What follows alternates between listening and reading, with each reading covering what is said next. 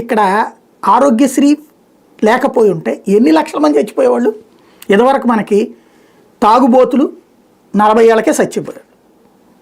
తాగుబోతులు 30-40 ఏళ్ళకల్లా చచ్చిపోతారు. రోగాలు, ప్రభుత్వ ఆసుపత్రులు, చావు. వాళ్ళ భార్యలు వితంతువులు, వాళ్ళ బిడ్డలు కూలీలు. బిడ్డలను తీసుకెళ్ళి ఏ సైకిల్ షాపుల్లో లేకపోతే దాని పేరేంటది పంచర్ షాపుల్లో, 2 వీలర్ షాపుల్లో, ఏదో ఒక షాపులో గుమస్తా. ఆడపిల్లలు ఇల్లు ఒడవటాలు, ఉళ్ళు తొడవడాలు. మీకు తెలుసో తెలీదు, చాలా మందికి ఇప్పుడు అలాంటి రోజులు రావాలని కోరుకుంటున్నారు.